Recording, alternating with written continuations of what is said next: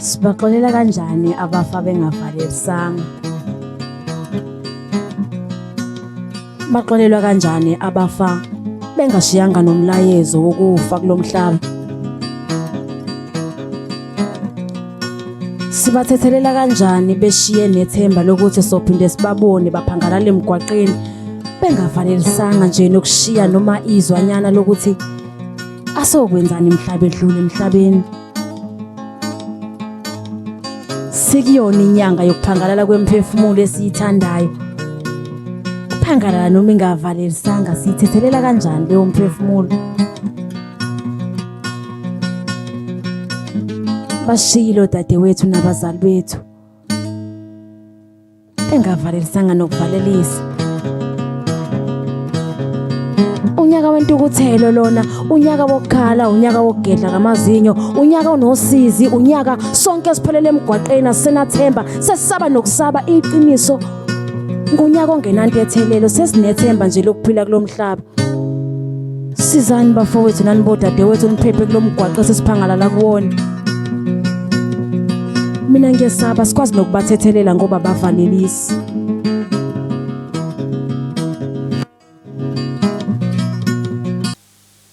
Nginibingelele babukele emakhaya igama lami ngo Brighton Shandu bathi umthiso ntshikazi ugumbula amagwalo umanyoso undaba omkhulu ngoba ongenamali bathi uyenele entendeni esandla sakhe bathi ngopapa magwaza getegeto lakheli intaba zasenhlaza zophuma abafazi bengabhencile bathi ngabelelo nkente lenzani na intombi yakhona le phansi amandeni emacambeni phathe kosimcambo sikigedela ngobona ngosaba umqomo sentombi iphindile kula kubengudweni abathi untala shishi uyantala shishi uyadela mcambi ngokudla iskap James Ncomalo sikona ke mbukeli ngasekhaya la odlelweni imandeni lockdown house party lapho esizijuquza khona ngomculo siphinde sikhulisane ngezinto ezahlukahlukene siphinde futhi sinilethele abaculi abahlukahlukene sikhulumisane nabo ukuze nithole izinto ezahlukahlukene kabanzi ngabo kanti futhi imbukelo ngasekhaya ngaphambi kokuthi siye kuyena lapha ya guest yethu sinawo namhlanje Njaybongi umculi ke nje kaMaskandi igcoka amalensizwa insizwa enhle egezile ethandekayo iyabukeka nje inkosi impela nanizo izibonela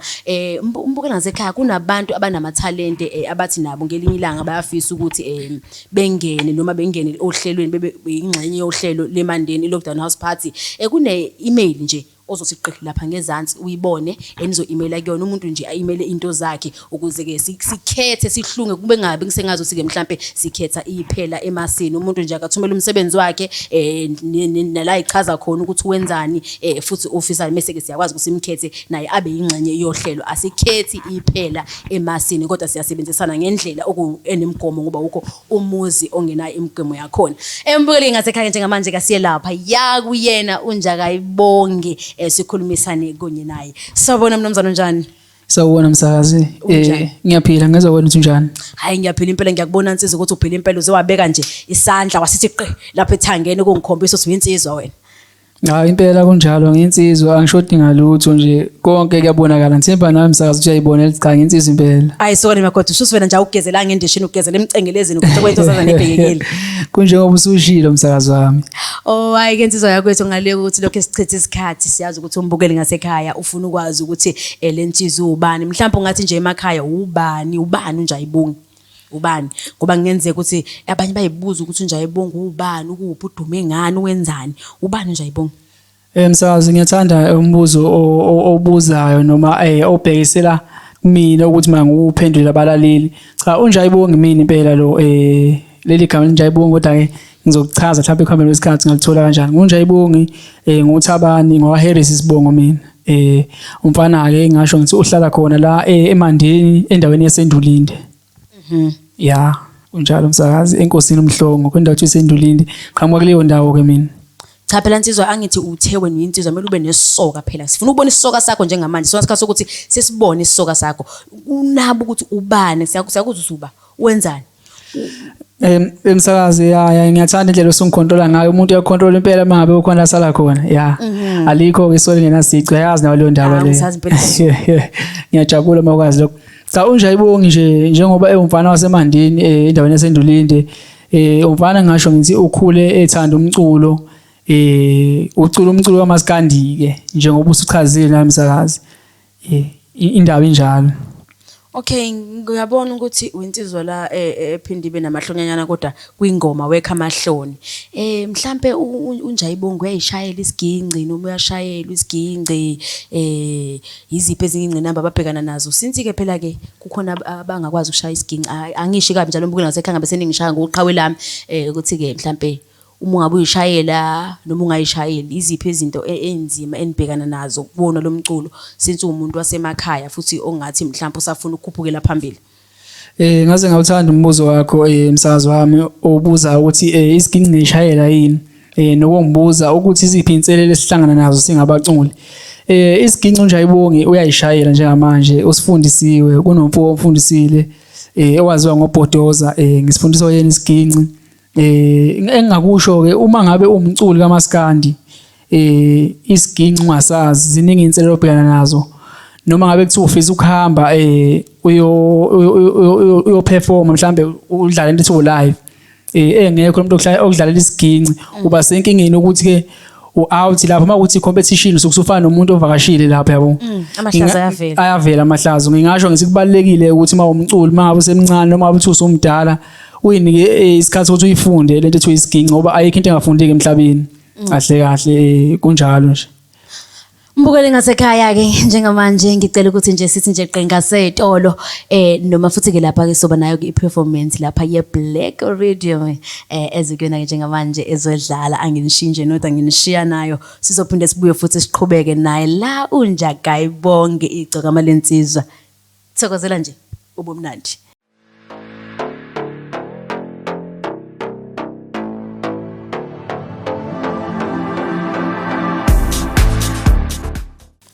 Sasipinde sabuya mbukeli ngasekhaya nani nibonele njengamanje bekumnandi kakhulu wonke umuntu uthokozile isiphinde yabuya lentokazi eqhaqhazela isinsizwa phambi ngayo kuthiwa kangigezange emcengelezini ngageze emfuleni ohambayo amadoda yaqhaqhazela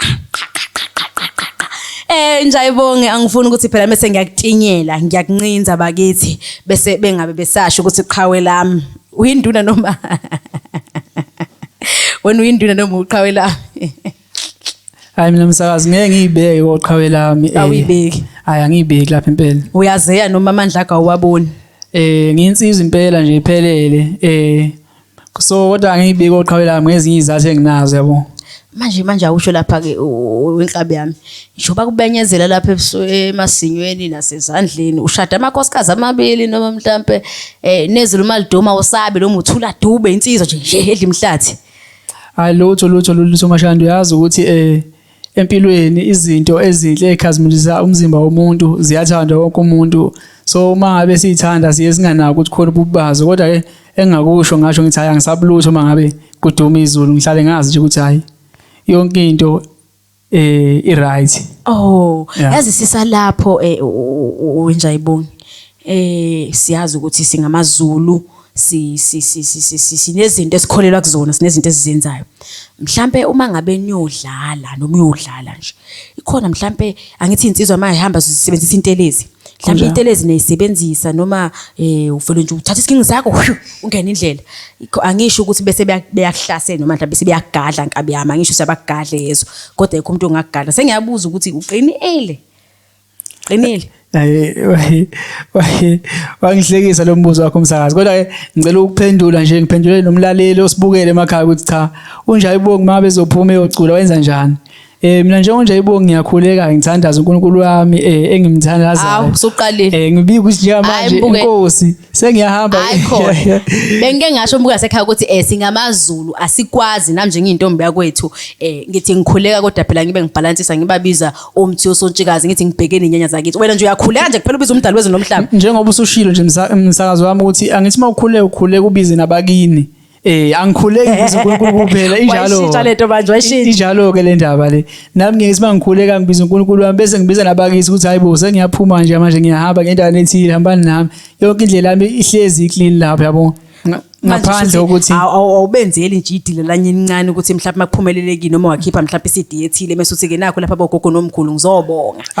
akwazi phela msazi ukuthi ngingakwenzi lokho ngithi mase ngikwenzile seshunqa impepho lapha endlini emsamo yakithi sise ngithi zakhanye ibani endlini emsamo wagogo umacabashe kujabula ukhokha intombi kaGumede yabo lapho sese ngibakhanyisela ngempela ke nabo sebengikhanyisela la ngiyakhona awuthi ukugabisela umbukeli lapha ngasekhaya ngizi nami ukukikiza kungizi ngokukikiza kanjani ukuba nje usuthini zithini lapho usuzisho lento levusa usinga kubantu abasemakhaya lento evusa usinga kumina engenza ukuthi nginyakaze kakhulu mase usubiza sengibona umtsizwa bakho uthi no amahloni nje wabela kuphela kodwa yabona